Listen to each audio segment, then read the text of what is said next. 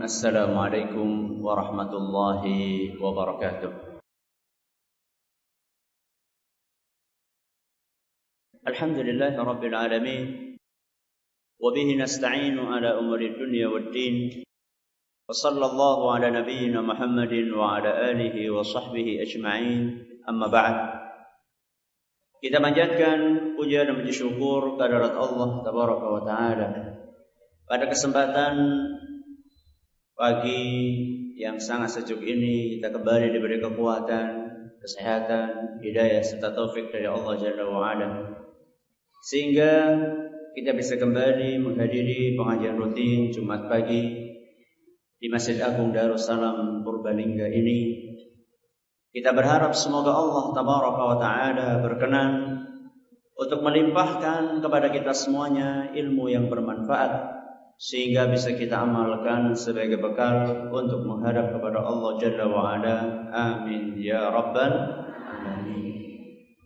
Salawat dan salam semoga senantiasa tercurahkan kepada junjungan kita Nabi besar Muhammad sallallahu alaihi wasallam, kepada para sahabatnya, keluarganya dan umatnya yang setia mengikuti tuntunannya hingga hari akhir nanti. Bapak-bapak dan ibu-ibu sekalian, para hadirin dan hadirat yang kami hormati, materi pengajian kita pada pagi hari ini judulnya adalah inovasi salah alamat. Panjenengan pernah salah alamat? Pripun? Bingung napa mumet? Bingung karo mumet. Kita pengennya itu tepat alamat. Salah satu prinsip yang harus dipegang oleh seorang muslim, salah satu prinsip dasar yang harus diyakini oleh seorang muslim adalah bahwa kita harus meyakini Islam ini agama yang sudah sempurna. Ini prinsip dan tidak boleh ditawar-tawar. Kalau jenengan mau nawar di mana? Di pasar. Kalau prinsip seperti ini itu tidak boleh ditawar. Kenapa Ustaz? Karena itu dijelaskan sama Allah Subhanahu wa taala di dalam Al-Qur'an surat Al-Maidah ayat 3. Kata Allah Subhanahu wa taala, "Al-yauma akmaltu lakum dinakum." Pada hari ini, maksudnya hari ini kapan niku? Ketika Rasul sallallahu alaihi wasallam melakukan haji wada'. Wada' niku artinya napa? Perpisahan. Perpisahan napa Ustaz? Sinyal bahwa Nabi sallallahu alaihi wasallam sebentar lagi akan meninggal dunia. Jadi haji wada' itu adalah haji perpisahan antara Nabi sallallahu alaihi wasallam dengan siapa? Umatnya. Ayat ini diturunkan di haji terakhir Nabi sallallahu alaihi wasallam sebelum berpisah dengan umatnya. Kata Allah Subhanahu wa taala, "Al-yauma," pada hari ini, "akmaltu lakum dinakum." Telah aku sempurnakan untuk kalian agama kalian. Wa atmamtu alaikum ni'mati, dan aku cukupkan nikmatku untuk kalian. Wa raditu lakumul islama dina, dan aku telah ridhai Islam ini sebagai agama untuk kalian. Jadi di dalam ayat ini Allah Subhanahu wa taala sangat tegas menerangkan kepada kita bahwa agama yang kita anut ini adalah merupakan agama yang sempurna. Ketika kita menganut agama yang sempurna, kesempurnaan Islam itu keistimewaan atau kekurangan? Keistimewaan. Karena kalau orang beragama dengan aturan yang sudah sempurna, dia beragamanya akan nyaman. akan tentrem. Berbeda dengan agama sing bolak-balik diganti. Jadi ada agama edisi revisi. Ya. Karena apa? Karena agamanya belum sempurna. Sehingga bisa jadi hukum yang kemarin haram tahun depan berubah menjadi nopo? Halal. Hukum yang tahun kemarin halal tahun depan berubah menjadi haram. Wah, mumet temen kayak gue. Tahun kemarin sholatnya 5 kali, tahun depan berapa? Iya, nek dikurangi jadi 1. Nek ditambah jadi 10 kepriwe. Pusing. Makanya kesempurnaan Islam itu adalah merupakan sebuah keistimewaan, sebuah kelebihan, dan sebuah keindahan. Makanya saya punya pengajian judulnya Indahnya Islam. Pengajian itu pernah saya sampaikan di sini juga pernah, di Masjid Agung Solo Tigo juga pernah. Itu bisa rekamannya bisa panjenengan lihat di YouTube, di internet ada Indahnya Islam. Salah satu bentuk keindahan Islam adalah bahwa agama kita ini adalah agama yang sempurna. Kesempurnaan Islam ini ada konsekuensinya. Apa Ustaz konsekuensinya? Konsekuensinya kalau agama ini sudah sempurna maka tidak boleh ditambah-tambah, sebaliknya nggak boleh nopo dikurangi. Itu konsekuensinya. Jadi kalau misalnya kita sudah punya prinsip ini, maka prinsip ini akan mengantarkan kita kepada sebuah konsekuensi, yaitu tidak boleh nambah-nambah di dalam ajaran Islam ataupun mengurangi. Makanya Imam Ibnu Abbas radhiyallahu anhuma ketika membaca ayat surat Al-Maidah ayat 3 di atas tadi, beliau mengatakan huwal Islam akhbarallahu nabiyahu sallallahu alaihi wasallam wal mu'minin annahu qad akmala lahumul imana fala yahtajuna ila ziyadatin abada.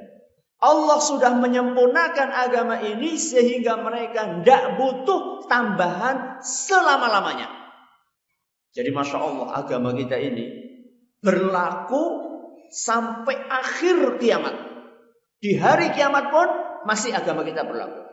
Jadi agama kita itu tidak ada expire-nya.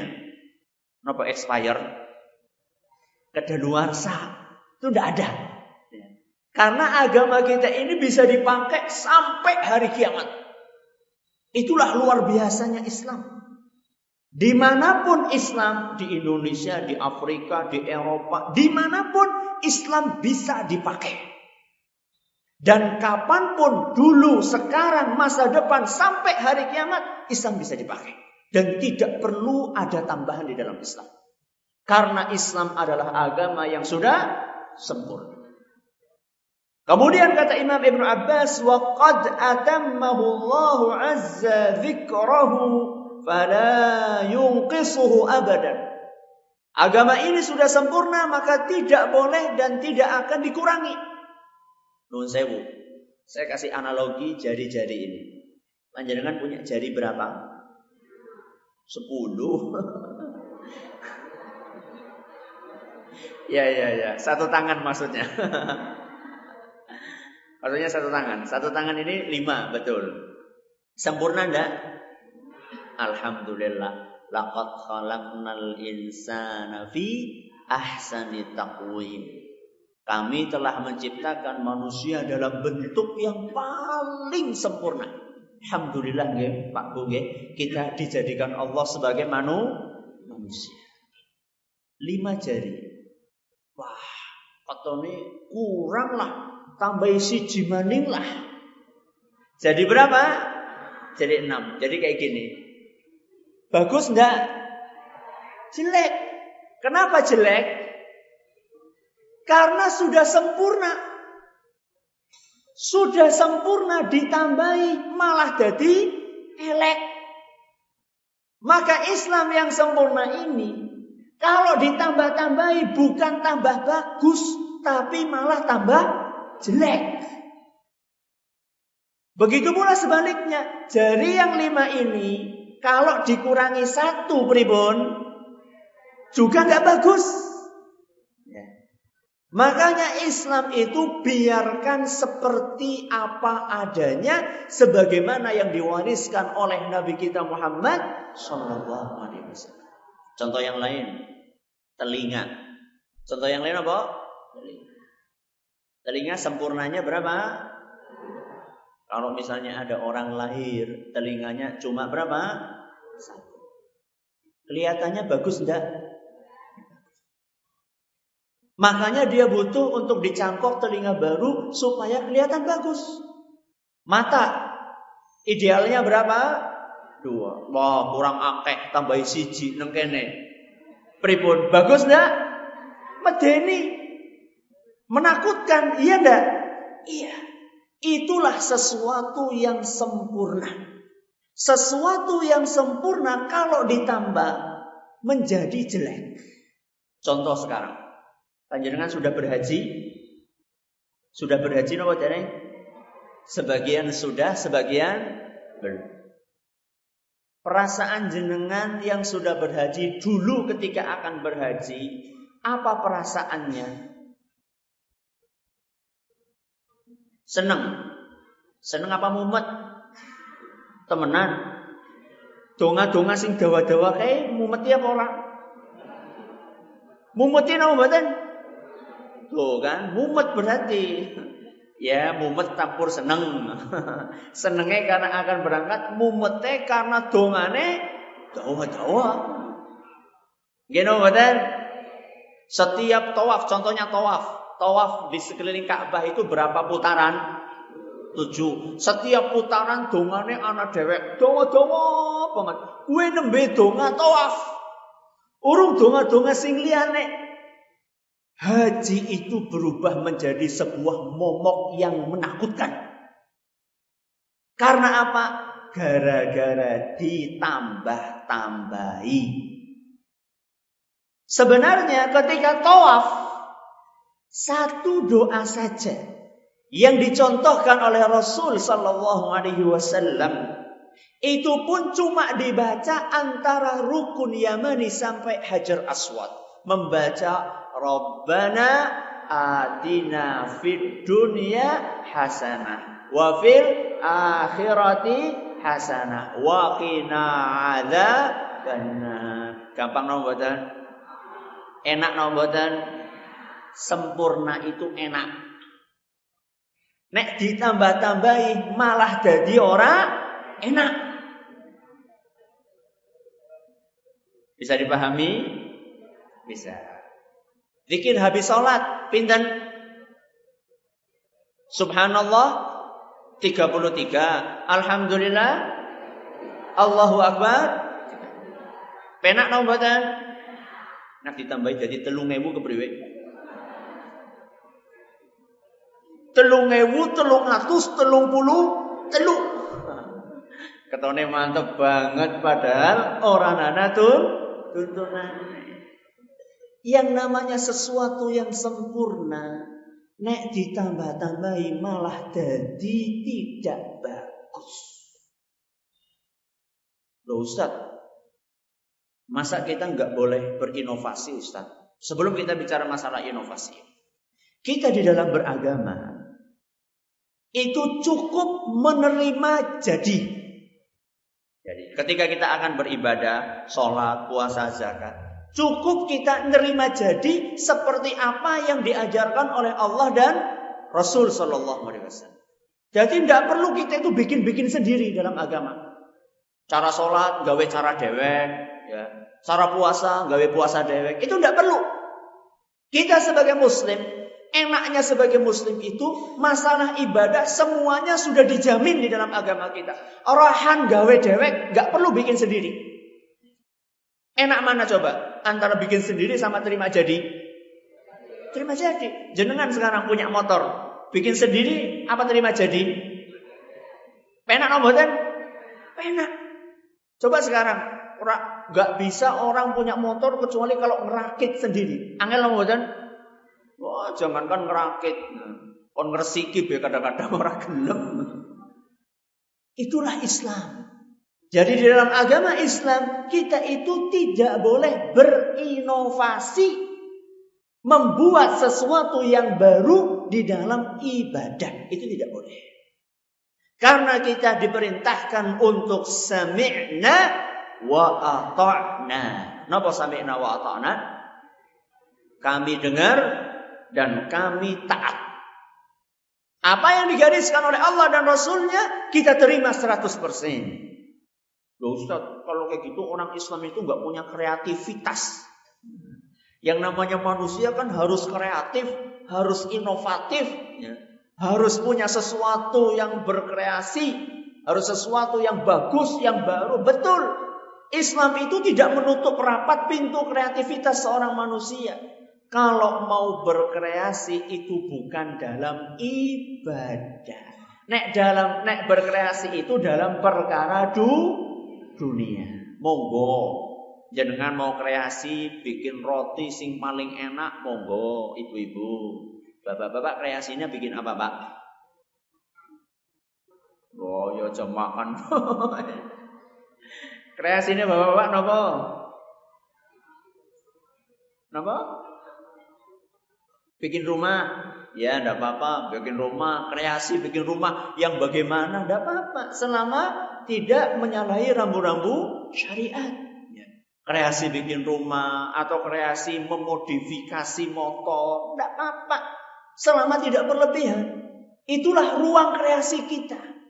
Makanya Nabi SAW, sebuah cerita dalam Sahih Muslim, ketika Nabi SAW hijrah ke kota Madinah, sampai di kota Madinah, rata-rata para sahabat penghuni kota Madinah itu adalah petani kurma. Petani apa?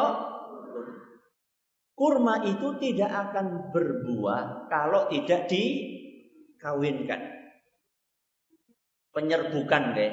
Harus dikawinkan. Tidak bisa mengandalkan kayak kita di Indonesia mengandalkan lebah itu tidak bisa. Mengandalkan tawon itu tidak bisa. Jadi harus petaninya itu ngambil putik jantan dikawinkan kemana? Betina. Dan subhanallah, subhanallah. Di antara keajaiban korma, kata petani korma, maaf, kalau lagi musim kawin, ini nggak perlu penghulu ya, cuma butuh petani saja. Kalau musim kawin, maaf, bau yang ada di situ seperti bau air maninya manusia. Itu diantara keajaibannya apa? Korma. Kalau saya sih belum pernah mencium sendiri. Jerene saya. Katanya petani korma. Para sahabat Nabi SAW mereka biasa mengawinkan korma jantan dengan korma betina. Ketika sampai di Madinah, Nabi SAW memberikan masukan kepada para sahabat. Wahai para sahabatku, kenapa kalian mesti dikawinkan? Tidak usah dikawinkan aja. Biarkan begitu saja. Nanti juga berbuah. Kira-kira seperti itu. Akhirnya para sahabat memikir itu adalah wahyu. Dari siapa? Dari Allah. Akhirnya para sahabat tidak ada satupun yang mengawinkan kormanya. Ternyata ketika musim panen, apa yang terjadi? Gagal. Panennya gagal. Tumbuh korma tapi cilik-cilik gitu. Tidak bisa dimakan, kering kormanya. Ada sebagian yang tidak tumbuh sama sekali, alias gagal panen tahun itu. Akhirnya kan para sahabat kan datang kepada Nabi SAW, wahai Rasul gimana sih? Katanya kemarin gak usah dikawinkan. Ternyata begitu gak dikawinkan malah jadinya gagal panen. Apa kata Nabi SAW? Antum a'lamu bi umuri dunyakum. Wahai para sahabatku, ini masalah duniawi. Kalau masalah duniawi, kalian itu lebih paham. Jadi hadis ini mengisyaratkan kepada kita bahwa kalau kita mau berinovasi, mau berkreasi, hendaklah kita berkreasi dalam perkara apa? Duniawi. Maka panjenengan itu kalau misalnya mau nyemprot padi dengan pestisida, itu nggak usah tanya dalilnya. Ustaz, dalile nyemprot pari karo pestisida, Qur'ane nopo, hadise nopo? Ndak perlu. Karena itu bukan perkara nopo? Agama. Itu adalah masalah dunia. Ustaz, dalile nganggo mik apa Ustaz? Nang zamane Kanjeng Rasul kan orang nana mik. Mik dadi bid'ah Ustaz. Ya enggak lah, ini masalah nopo? Duniawi. Jadi kalau masalah duniawi, panjenengan mau naik motor, panjenengan mau naik mobil, panjenengan mau ngontel, panjenengan mau apa, enggak apa-apa. Karena itu adalah perkara duniawi. Selama tidak menabrak rambu-rambu agama. Ini harus dikasih batasan seperti itu. Makanya kalau kita mau berkreasi, berkreasilah dalam urusan apa? Duniawi. Dalam masalah sarana teknologi, dalam masalah alat-alat komunikasi, HP. Coba sekarang, coba mana HP keluaran Indonesia? Wonten apa mboten? HP keluaran Indonesia, rata-rata keluaran pundi? Cina. Wong Cina niku kreatifnya pol. HP, motor, sing boten digawe Cina niku nopo? HP, motor, sepur, napa malih? Napa? Napa? Kayu. Sampai subhanallah, mungkin ulekan diimpor sekang di sekang Cina, ciri karo muduk. Bisa-bisa nanti diimpor dari mana? Dari Cina. Orang Indonesia itu yang inovatif gitu loh. Ya. Daripada kreasinya itu diarahkan untuk membuat ajaran-ajaran yang baru di dalam Islam, mendingan kreasinya itu diwujudkan dalam sesuatu yang bermanfaat buat kaum muslimin. Makanya saya senang sekali ketika melihat ada perlombaan membuat sesuatu yang inovatif. Misalnya ada kemarin saya melihat di sebuah acara membuat sesuatu yang bermanfaat. Ada yang membuat sepatu anti pelecehan seksual. Jadi kan sekarang kan ada kaum wanita yang naudzubillah min dzalik kadang-kadang diperkosa dan seterusnya. Ada seorang anak mungkin umurnya SMP bikin sepatu anti perkosaan. Gimana caranya itu? Dikasih apa? Dikasih setrum. Jadi kalau misalnya ada apa-apa tendang, yang mau perkosa itu apa? Kesetrum. Loh kok nek padane sepatune kudanen kepriwe? Itu subhanallah. Jadi sesuatu yang inovatif dalam perkara duniawi itu harus kita dukung. Dan banyak sesuatu yang inovatif. Kemudian ada juga ngecas HP. Kalau kita bingung kan kalau lagi di jalan HP-nya baterainya mau habis, kita bingung bagaimana. Ada orang bikin ces-cesan di sepatu. Nah, jadi sambil jalan sambil apa? Ngecas. Karena ketika kita berjalan itu ada energi yang kita keluarkan. Energi itu disambungkan pakai kabel untuk ngecas apa? HP. Wah, Masya Allah ini. Jadi inovasi-inovasi yang seperti inilah yang dibutuhkan oleh kaum muslimin. Kalau masalah agama tidak usah inovasi. Kita itu hanya diperintahkan untuk terima apa? Jadi. Makanya jangan dibalik. Sekarang kan kenyataannya dibalik. Kalau masalah ibadah, Masya Allah yang namanya kaum muslimin itu luar biasa pinternya gawe sesuatu sing anyar. Ya. Itu luar biasa. Mau UN, ujian apa? Negara. Ujarku mbiyen ya ora tahu ana sing nyeleneh-nyeleneh ngarep UN. Siki Masya Allah kreatif. Pulpene dikumpulaken terus dinopo nih? Dirajai tulis engko ndean bisa mlaku dhewek ndean pulpene. Subhanallah. Mbok yao kalau dalam masalah agama itu jangan bikin yang baru-baru. Ada yang lainnya. Sebelum UN dikumpulkan semuanya. Kemudian disediakan air kembang. Banyu nopo?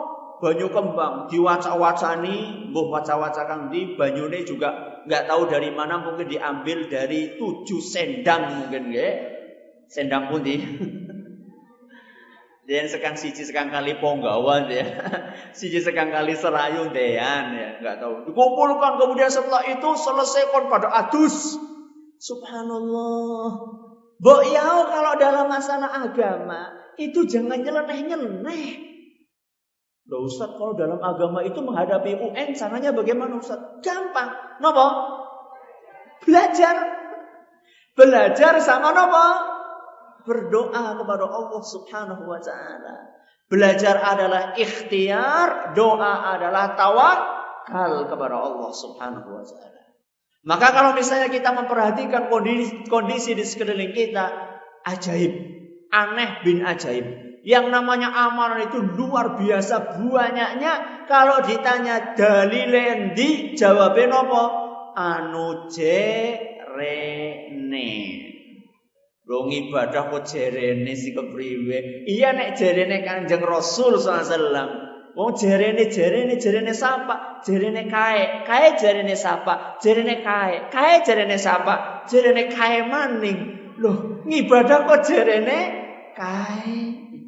Yang namanya ibadah itu harus jelas landasannya. Al-Qur'annya mana, hadisnya mana. Kalaupun ada hadis, harus jelas hadisnya hadis sahih atau tidak.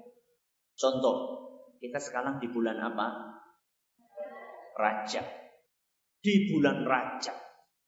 Banyak sekali pertanyaan seputar amalan di bulan Rajab. SMS, yang telepon, yang ketemu langsung. Ustaz, ada nggak sih amalan khusus di bulan Rajab? Jawabannya, Kanjeng Rasul itu sudah menentukan amalan-amalannya yang jelas-jelas sahih. Yang tidak sahih berarti itu tidak perlu diamalkan. Tidak ada keistimewaan bulan Rajab yang berdalilkan hadis atau ayat kecuali satu. Bulan Rajab adalah salah satu dari 4 bulan yang diharamkan oleh Allah Subhanahu wa taala. Adapun yang lain-lainnya keistimewaannya, katanya kudu puasa tanggal 1 nanti tanggal pira? 3, tanggal 1 nanti tanggal 10. Engko ana salat 20 rakaat. Saben rakaat maca napa? Kula mboten ngertos niku. Baca ini, kemudian ada acara ini, kemudian ada ibadah. Subhanallah, dalilnya mana? Kan ada hadisnya Ustaz. Betul ada hadisnya. Tapi hadis tersebut sudah diteliti oleh para ulama besar kita. Dan para ulama kita sudah menyimpulkan bahwa hadis yang bercerita tentang keistimewaan puasa khusus di bulan Rajab atau sholat khusus di bulan Rajab atau yang semisalnya itu tidak lepas antara satu di antara 2 kemungkinan. Yang pertama, kalau ndak hadisnya dhaif niku napa? Lemah. Ya hadisnya palsu. Masya Allah. Hadis kok napa? Palsu. Milih sing pundi jenengan? Sing dhaif napa sing palsu? Ora milih Ustaz. Milih sing napa? Sing sahih. Dan yang menyampaikan keterangan ini bukan saya. Kalau Pak saya yang menyampaikan ya panjenengan mungkin mau ragu-ragu ya, karena saya belajar hadisnya nggak lama. Saya dulu belajar hadis cuma 4 tahun, S1 belajar hadis nggak lama. Nah, yang ngomong itu adalah seorang ulama besar, yaitu Imam Ibnu Hajar Al-Asqalani, yang menghabiskan umurnya puluhan tahun untuk mengkaji hadis Nabi SAW. Sampai beliau itu bergelar Al-Hafidh dalam ilmu hadis. Supaya orang bisa dapat gelar itu di dalam beberapa literatur, itu syaratnya supaya mendapat gelar Al-Hafidh kudu apal hadis 1.000.000. Pinten? Nyong karo jenengan pinten? Siji bembu Ustaz. Siji bengeprek. 1.000.000 hadis bayangkan. Supaya dapat gelar itu. Nah ini Imam Ibnu Hajar al-Asqalani sudah dapat gelar Al-Hafidh. Sudah puluhan tahun beliau itu malang melintang di dalam dunia persilatan hadis dalam tanda kutipnya. Beliau sudah mengkaji hadis begitu banyak. Kesimpulan beliau, hadis tentang puasa khusus, sholat khusus di bulan Rajab, kalau tidak dhaif ya palsu. Loh kalau beliau sudah mengatakan seperti itu, ya kita ya terima toh, beliau adalah ahlinya. Makanya kan kalau sesuatu serahkan kepada ahlinya. Serahkan kepada ahlinya. Dan ternyata yang berbicara seperti itu bukan hanya Imam Ibnu Hajar al-Asqalani saja. Para ulama yang lainnya juga menjelaskan. Di antaranya Imam Ibnu Dihyah al-Kalbi, seorang ulama yang hidup pada abad ke-7 Hijriah. Beliau bahkan punya buku khusus masalah itu, menjelaskan hadis-hadis palsu tentang bulan Rajab. Judulnya Ada Uma Wajab. Saya lupa nggak saya bawa. Kemarin ketika pengajian tafsir saya bawa. Tebal segini. Khusus menjelaskan hadis-hadis palsu di dalam bulan Rajab. Ada ulama yang lainnya. Imam Abu Ismail Al-Harawi. Dan juga Imam Ibnul Attar Ad-Dimashqi. Juga Imam Ibnu Qayyim Al-Jauziyah. Para ulama itu mereka adalah orang-orang yang tidak sembarangan kalau ngomong. Ketika saya menyampaikan ini, ada orang SMS, Ustaz, katanya ada hadis Bukhari Muslim. Ada hadis Bukhari Muslim. Bunyinya, Inna fil jannati nahran yuqalu lahu Rajab. Di dalam surga itu ada sungai, namanya Rajab. Sungai apa? Rajab. Ma'uhu asyaddu bayadan minan laban. Air sungai itu lebih putih dari susu. Wa ahla minal asal, lebih manis daripada madu. Man shama yauman min Rajab saqahu Allahu min dzalikan nahri. Barang siapa yang berpuasa satu hari saja dari bulan Rajab, maka dia akan minum dari sungai tadi. Ini hadis riwayat Bukhari Muslim, Ustaz. Aku ya kaget ya. Apa mungkin Imam Ibnu Hajar itu orang ngerti hadis nang Bukhari Muslim? Saya cari orang nana sebule. Berarti kan ngawur. Kok hadis nggak ada dalam Bukhari Muslim dikatakan dalam Bukhari Muslim cari. Ternyata ada di dalam kitab lain yang isinya hadis-hadis dhaif, yaitu kitab Al-Majruhin karya Imam Ibnu Hibban. Itu kan nggak benar. Ya. Itu tidak benar, itu namanya adalah memanipulasi data. Kok hadisnya nggak ada dalam Bukhari Muslim, kok dikatakan dalam Bukhari Muslim? Terlebih hadisnya sudah dinilai palsu oleh ulama kita. Imam Zahabi mengatakan hadisnya palsu. Syekh Albani mengatakan juga hadisnya palsu. Jadi hati-hati di dalam berbicara. Kalau misalnya kita tidak punya kitabnya, jangan asal apa? Ngomong ya.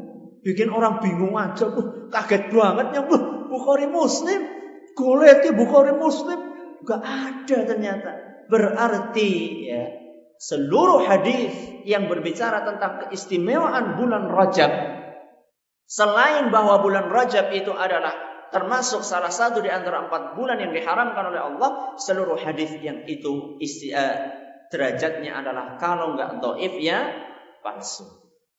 Berarti orang perlu puasa Ustaz nang bulan Rajab. Perlu napa mboten? Ya perlu puasa napa? Senin Kamis. Berarti gampang ya Ustaz? Gampang. Mulane kembali lagi ajaran Islam itu sudah sempurna. Ya. Ajaran Islam sempurna. Senin Kamis napa malih? Puasa bid, ya, puasa bid 3 hari dalam sebulan. Puasa napa malih? Dawud. Nah, sing Dawud ya puasa Dawud ya. Kemudian sholatnya sholat apa? Tahajud, sholat duha, sholat witir, sholat apa malih? Sholat qobliyah, ba'diyah, rawatib, akeh. Ya. Jadi kita itu ndak usah nyari-nyari sesuatu sing ora ana tuntunane, lah wong sing genah-genah ana tuntunane ora dilakoni. Contoh puasa sekarang, maaf, puasa. Sekarang ada orang-orang sing puasa bikin puasa aneh-aneh. Ana sing puasa jenengane puasa pati geni. Kertos puasa pati geni